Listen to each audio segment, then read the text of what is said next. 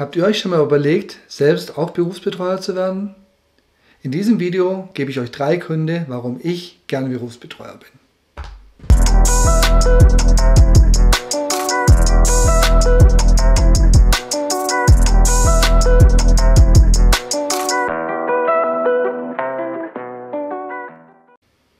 Hallo, mein Name ist Volker Biberger und ich begrüße euch bei der Betreuerschmiede. Die Betreuerschmiede ist mein Kanal für euch mit Themen rund um den Alltag eines Berufsbetreuers. Wenn dies das erste Video ist, das ihr von mir seht, schreibt doch neu in die Kommentare und ich freue mich über jeden neuen Zuschauer. Als Berufsbetreuer bin ich verantwortlich dafür, das Leben für Menschen zu organisieren, die das selbst nicht mehr können. So komme ich als Betreuer zu vielen, vielen Facetten des alltäglichen Lebens. Themen wie Alter, Tod, Gesundheit, mit denen ich noch nie Berührung hatte, diskutiere ich jetzt mit Menschen, die das aktuell betrifft. Also wenn ich mit einem 90-jährigen Betreuten einfach darüber spreche, wie möchte er beerdigt werden. Wenn ich mit Leuten, die sehr krank sind, über das Thema Krankheit, Gesundheit sprechen kann. Oder auch in ganz banale Dinge kommen, wie die Organisation von irgendwelchen Rentenanträgen, Altersvorsorge, wirklich konkret gestalten kann. Und so bin ich sehr, sehr nah an den Menschen. Das ist auch was man mögen muss, man aushalten muss, diese Nähe. Was aber, wenn einem das liegt, so wie mir, auch eine sehr ehrenvolle Aufgabe ist, jemanden auf seinen letzten Wegen zu begleiten. Zweitens ist für mich die Flexibilität, die dieser Beruf mit sich bringt, herausragend. Ich habe ein Arbeitsfeld, in dem ich in aller Regel Dinge planen kann. In aller Regel gibt es wenig Drama, einige Ausnahmen mal ausgenommen, weil sobald Notfälle auftreten, sind einfach auch die Notfalldienste gefragt. Also in einem akuten Notfall bin nicht ich der erste Ansprechpartner, sondern Feuerwehr, Polizei, Rotes Kreuz. Ich bin schon der im Nachgang dann Dinge regelt, Einverständniserklärungen eventuell gibt, wenn der Betreute das selber nicht mehr tun kann. Aber alles das ist erst im Nachgang. Und klar kann es Situationen geben, wo nach Absprache dann auch mal an einem Samstag oder Sonntag eine Erreichbarkeit da sein muss. Aber in aller Regel und wenn die Aufgaben gut organisiert sind, genügt es, feste Bürozeiten zu haben und alles, was außerhalb diesen Zeiten liegt, einfach auch planbar zu machen. Da ich zu Hause bei der Familie bin, meine Frau arbeitet Vollzeit, habe ich zusätzlich noch die Möglichkeit, Familie und Beruf unter einen Hut zu bekommen. Eben weil ich Aufgaben auch schieben kann. Eben weil es meistens kein Problem ist, eine Aufgabe, die ich von morgens geplant habe, nachmittags zu machen oder auch mal zwischen Tagen hin und her zu schieben. Oder sogar in Zeiten, wo mich die Familie besonders braucht, einfach die Betreuungen mal ein Stück zurückzufahren, nur die notwendigen Dinge zu tun und dann andere Dinge, also Berichte oder irgendwelche Schreiben, Anträge, wenn sie nicht mit Fristen verbunden sind, die kann ich auch wirklich einen Tag später oder auch dann in der nächsten Woche machen. Immer natürlich vorausgesetzt, es sind keine Fristen dabei oder es brennt nicht, also sprich gut organisiert und geplant. Stichwort gut organisiert, es ist auch eine Arbeit, die sich sehr, sehr gut strukturieren lässt.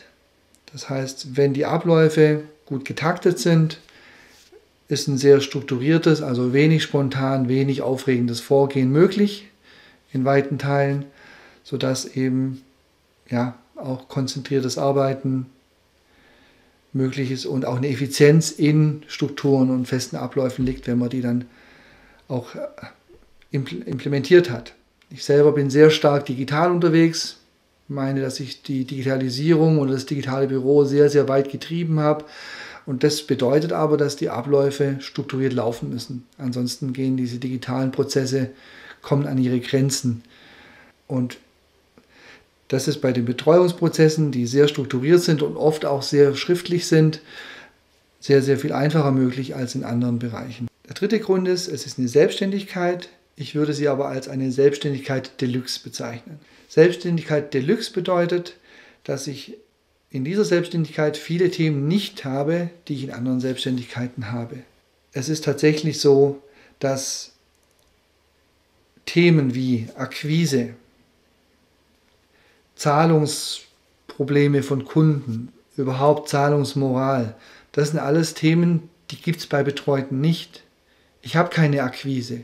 Und ich weiß auch, dass jeder Euro, den ich verdiene, dass der einfach auch bezahlt werden wird. Entweder hat der Betreute kein Geld, dann wird es von der Staatskasse übernommen, oder der Betreute hat Geld, dann bekomme ich vom Gericht die Erlaubnis, mir diesen Betrag dann auch selbst überweisen zu dürfen. Das heißt, es gibt im Prinzip kein Mahnwesen oder solche Dinge.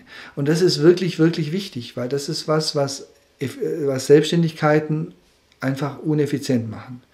Ich für meinen Teil benutze die Betreuertätigkeit. Ich habe jetzt circa 20 Betreute und das ist für mich so ein Sockel, so eine Basis, wo ich sage, das ist unser Einkommen oder mein Einkommen und drauf packen kann ich jetzt noch andere, volatilere Selbstständigkeiten, wie jetzt Beratungstätigkeiten, wie jetzt mal einen Vortrag konzipieren und halten. Und ich habe aber auch die Luft, zum Beispiel so einen YouTube-Kanal zu betreiben, ohne dass ich da dann sofort Geld dafür sehen muss, weil eben die finanzielle Grundlage mit den Betreuungen erstmal gedeckt ist. Das ist für mich auch ein ganz wichtiger Punkt. Ein weiterer wichtiger Punkt ist mit Blick auf die Altersvorsorge. Ich kann die Betreuungstätigkeiten hochfahren, wenn ich das Gefühl habe, ich möchte mehr Betreuungen machen. Und ich kann am Ende meiner beruflichen Laufbahn an irgendeinem Punkt auch sagen, ich fahre jetzt zurück auf ein Minimum, auf die Betreuungen, die ich sehr, sehr gut auch mit meiner dann hoffentlich noch ausreichenden mentalen Kapazität leisten kann.